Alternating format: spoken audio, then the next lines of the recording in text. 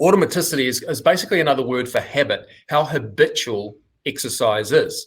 And so we asked the respondents, the two groups, the sedentary and the active group, we asked them things like, how much do you agree with these statements? Exercise is something I do frequently. Or going down to the third one, not exercising actually makes me feel weird. Or exercise is something I do without even thinking.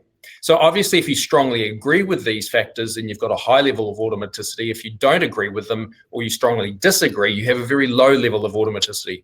And not surprising in terms of the findings, but if you see the active group across the bottom, 100% of our regularly active group that we surveyed were absolutely habitual. They had this really high degree of automaticity, which means that they're not making a decision to exercise. They're just doing it. Whereas the sedentary group, you can kind of see they're more sitting in that strongly disagree camp, which means that every time they're going to exercise, they're consciously deciding that today at 3 o'clock, I'm going to get myself to the gym. Whereas the automatic group are just turning up because it's who they are and what they do.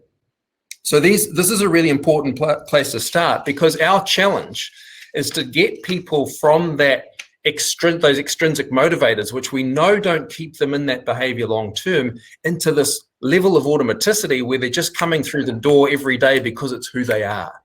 And so that's part of the challenge. And what Jake and I want to talk to you about today is actually getting them into that habitual approach to exercise.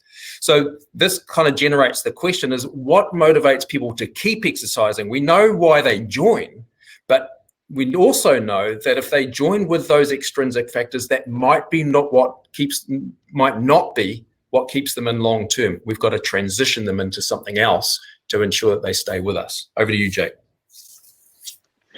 Yeah, so when we talk about that, we found that it really comes down to 3 points that we really want to focus on, or have you guys focus on when it comes to engaging with your members. Number one, enjoyment, right? Are you providing your members choices, things that make them feel good, that things that they enjoy inside and outside of the club before looking at a digital environment? Number two, what's the social community, right? As human beings, we're all social animals by nature, right? So relating to other people and having conversations or feelings and relationships with other people, it's pretty crucial towards driving that feeling of belongingness and really moving in towards a community within your club. And number three, results, right? Everybody feels great when they feel their hard work is paying off. And I mentioned earlier that results have to be a part of the package that they're delivering. So if people aren't getting results, chances are they're not going to stay at your club very often or very long.